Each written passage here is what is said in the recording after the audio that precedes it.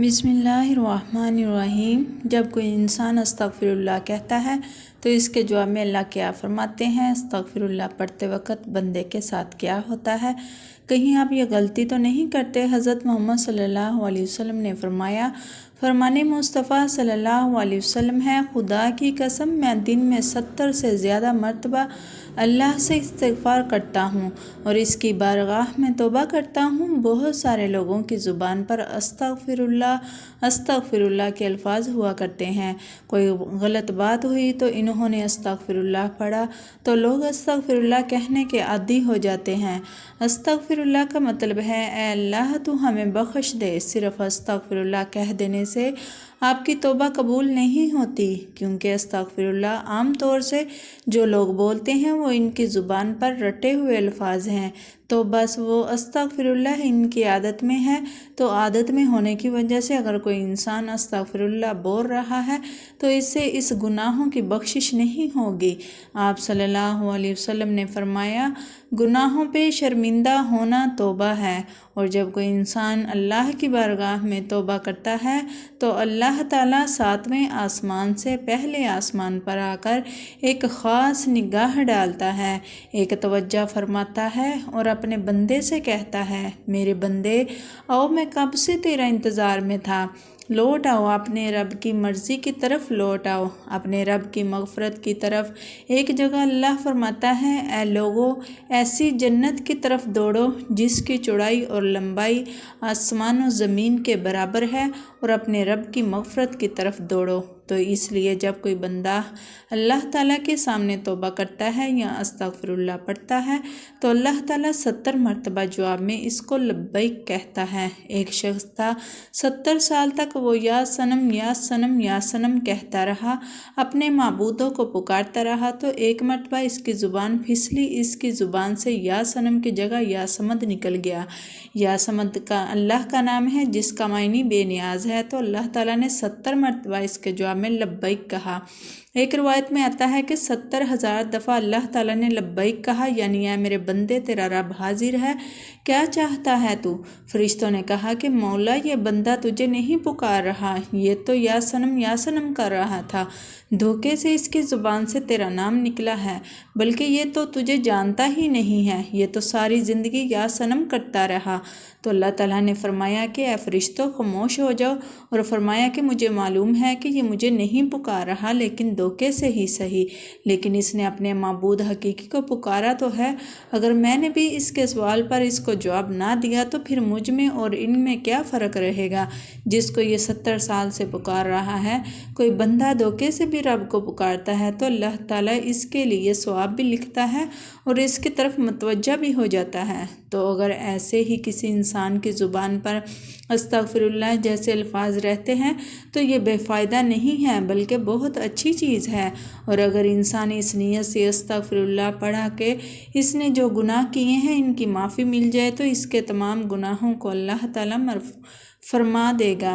جو استغفار کو لازم کر لے، اللہ پاک اس کی تمام مشکلوں میں آسانی، ہر غم سے آزادی، اور اسے وہاں سے روزی دے گا جہاں سے اس کا گمان بھی نہیں ہوگا۔ استغفار سے دلوں کا زنگ دور ہوتا ہے۔ جب بندہ اپنے گناہوں سے توبہ کرتا ہے تو اللہ کریم لکھنے والے فرشتوں کو اس کے گناہ بلا دیتا ہے، اسی طرح اس کے اعضاء یعنی ہاتھ پاؤں کو بھی بلا دیتا ہے، اور زمین سے اس کے نشانات بھی مٹا ڈالتا ہے، یہاں تک کہ قیامت کے دن جب وہ اللہ پاک سے ملے گا تو اللہ پاک کی طرف سے اس کے گناہ پر کوئی گواہ نہ ہوگا۔ حضرت سیدنا حسن بصری رحمۃ اللہ علیہ کے پاس ایک شخص آیا اور اس نے خشک سالی کی شکایت کی۔ آپ رحمۃ اللہ علیہ نے اسے استغفار کرنے کا حکم دیا۔ دوسرا شخص آیا، اس نے تنگ دستی کی شکایت کی تو اسے بھی یہی حکم فرمایا۔ پھر تیسرا شخص آیا، اس نے اولاد نہ ہونے کی شکایت کی تو اس سے بھی یہی فرمایا۔ پھر چوتھا شخص آیا، اس نے اپنی زمین کی پیداوار کم ہونے کی شکایت کی تو اس سے بھی یہی فرمایا۔ حضرت رابع بن صبیح رحمۃ اللہ علیہ وہاں حاضر تھے۔ انہوں نے عرض کی، آپ کے پاس چند لوگ آئے اور انہوں نے مختلف حاجتیں پیش کی، آپ نے سب کو ایک ہی جواب دیا کہ استغفار کرو۔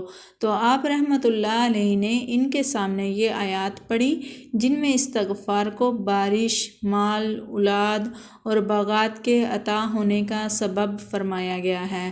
ترجمہ کنز ایمان۔ تو میں نے کہا اپنے رب سے معافی مانگو، بے شک وہ بڑا معاف فرمانے والا ہے۔ تم پر موسلا دھار بارش بھیجے گا اور مال اور بیٹوں سے تمہاری مدد کرے گا، اور تمہارے لیے باغ بنا دے گا اور تمہارے لیے نہریں بنائے گا۔ بندہ کسی گناہ کو اللہ تعالیٰ کی نافرمانی جان کر اس کے کرنے پر شرمندہ ہوتے ہوئے رب سے معافی مانگے اور آئندہ کے لیے اس گناہ سے بچنے کا پکا ارادہ کرے اور اس گناہ کی تلافی کے لیے کوشش کرے، مثلاً نماز قضا کی تھی تو اب ادا بھی کرے، چوری کی تھی یا رشوت لی تھی تو بعد توبہ وہ مال اصل مالک یا اس کے ورثاء کو واپس کرے یا معاف کروا لے۔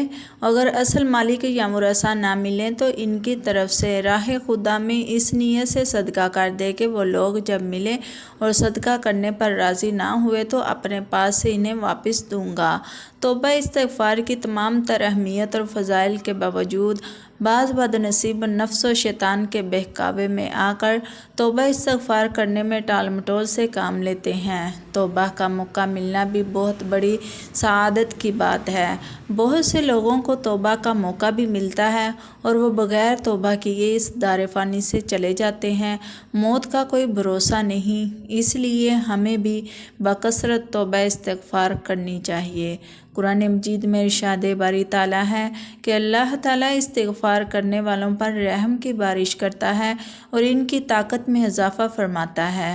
اللہ رب العزت قرآن مجید میں ایک جگہ فرماتے ہیں کہ اور میں نوح علیہ السلام نے اپنی قوم سے کہا اپنے رب سے اپنے گناہ بخشواؤ اور معافی مانگو، وہ یقیناً بڑا بخشنے والا ہے، وہ تم پر آسمان کو خوب برساتا ہوا چھوڑ دے گا اور تمہیں خوب پہ در پہ مال اور اولاد میں ترقی دے گا اور تمہیں باغات دے گا اور تمہارے لیے نہریں نکال دے گا۔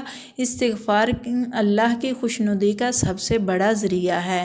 ایک حدیث مبارکہ ہے کہ اللہ پاک توبہ کرنے والے بندے سے اس شخص سے بھی زیادہ خوش ہوتے ہیں جس نے اپنے گمشدہ اونٹ پا لیا ہو۔ ہم لوگوں کو ہر وقت استغفر اللہ کہنے کی عادت ڈالنی چاہیے۔ اس کے علاوہ ہمیں چاہیے کہ ہم ہر وقت اللہ کا ذکر کریں۔ اللہ کی یاد سب سے بڑی چیز ہے۔ آپ صلی اللہ علیہ وسلم نے فرمایا کہ اٹھتے بیٹھتے چلتے پھرتے اللہ کا ذکر کیا کرو۔ جو لوگ اللہ کا ذکر کرتے ہیں وہ زندہ ہیں، جو لوگ اللہ کا ذکر نہیں کرتے وہ مردہ ہیں، بلکہ مردار ہیں۔ ہماری زبان ہر وقت اللہ کی یاد سے تر رہنی چاہیے، اور جب بندہ اللہ کا ذکر کرتا ہے تو شیطان چونکہ انسان کے دل پر اپنے پنجوں کو ہر وقت بٹھائے رکھتا ہے، جب بندہ اللہ کا ذکر کرتا ہے تو پھر وہ اپنے پنجوں کو ہٹا لیتا ہے، اور جب وہ بندہ ذکر کرنا بند کر دیتا ہے تو وہ پھر اپنے پنجوں کو بندے کے دل پر رکھ لیتا ہے۔ ہر وقت ہمیں اللہ کا ذکر کرنا چاہیے، درود پاک کثرت سے کرنا چاہیے، استغفر اللہ ہر ذکر والے الفاظ کو اپنی زبان پہ رکھنا چاہیے۔